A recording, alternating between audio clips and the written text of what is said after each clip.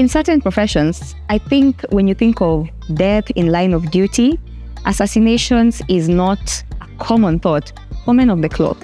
Now, our story today is about, of course, like I've mentioned, a man of the cloth. And it's funny because you accept this calling, you do all this work, but ultimately, you die by the sword. Yet you did not live by the sword. In fact, you lived by the Bible. How sad. That's the story we want to talk about today. A political assassination that no one saw coming, about a man of the cloth, and not just that, but a human rights campaigner who effortlessly gave himself tirelessly to people within the country, that is in Kenya, to ensure that their rights were not infringed, but ultimately he ended up rubbing off on the wrong people. And that is what we're going to talk about today. Now, I won't be the one doing that episode because we have a special guest for you today.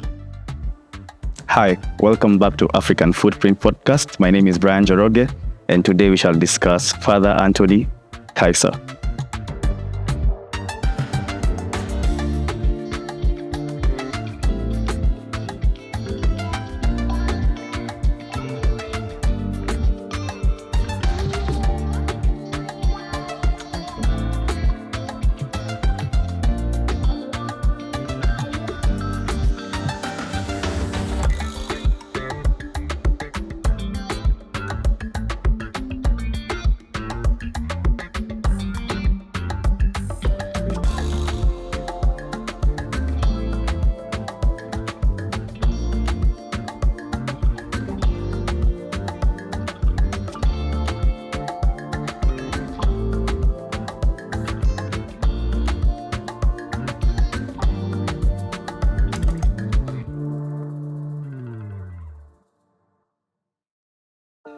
Now, Father Anthony Kaiser was born in 1932, November 29, in the United States.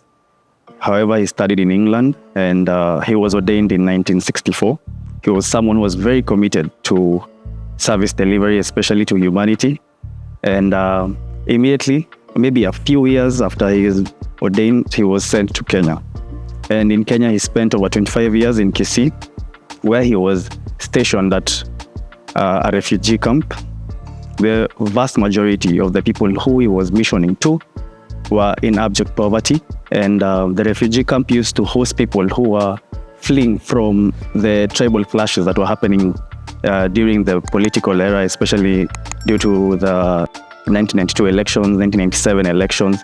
So Father John Kaiser and other bishops in Kisii, they attributed this violence to politicians who are funding people to torch homes, kill people, and as a result, the political scene was not quite friendly with him because he was exposing them. Definitely, they had to push back. So, after 1 year, the refugee camp was closed, and of course, being the man that he was, he actually protested against it. He was so against it. And it brought a lot of friction between him and the government.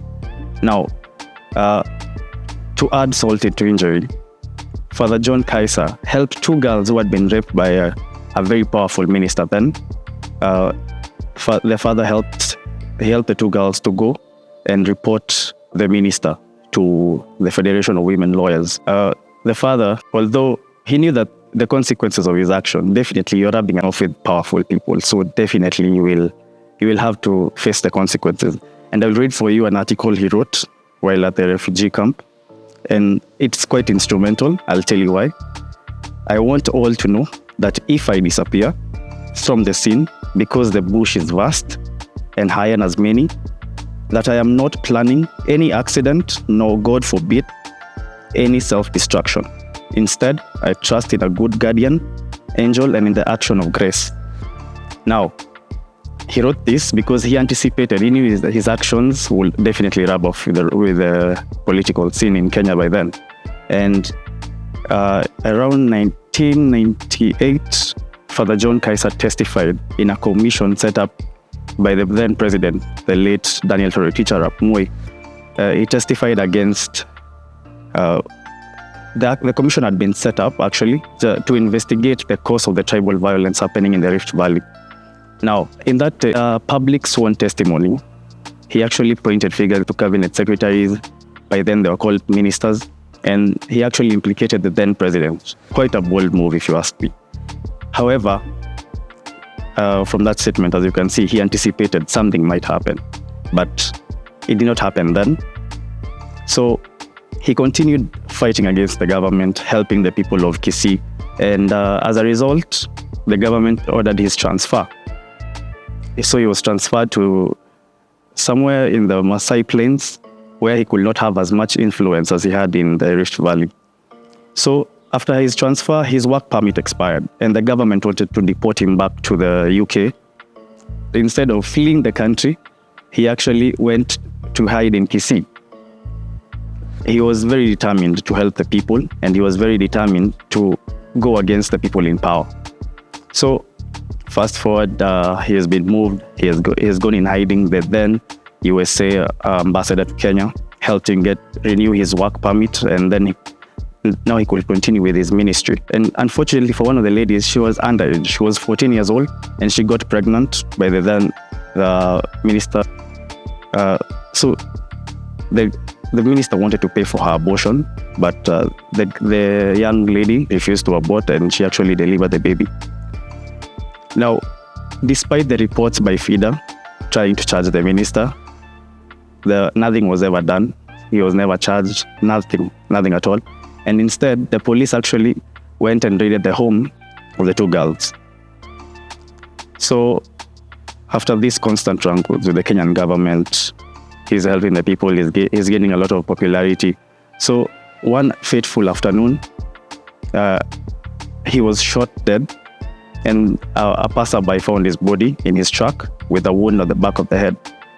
Now, the statement that I read for you comes in handy right now, because the government, through their pathologist, said that he had committed suicide. But remember, he had said, God forbid, I do not intend to harm myself. It's like he had actually predicted the future. He had predicted what the government will do to him. So he had a shot at the back of the head and a shotgun in the truck, and he had live ammunition in his pocket when he was found. And from a report from the pathologist, it said that he must have been shot from 3 feet away. So it was a close-range shot with a shotgun.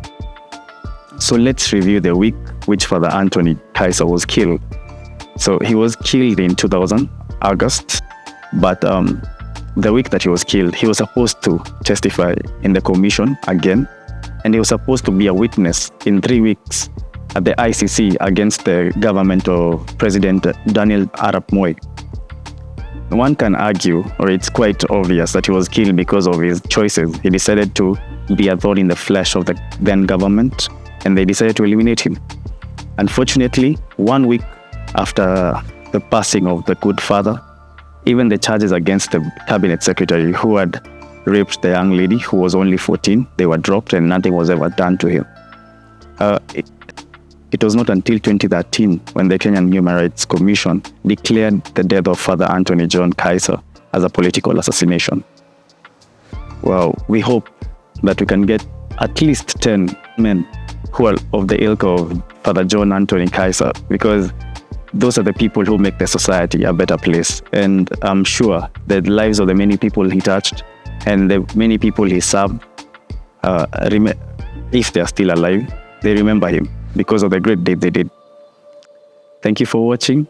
Kindly like, share, and subscribe to our channel.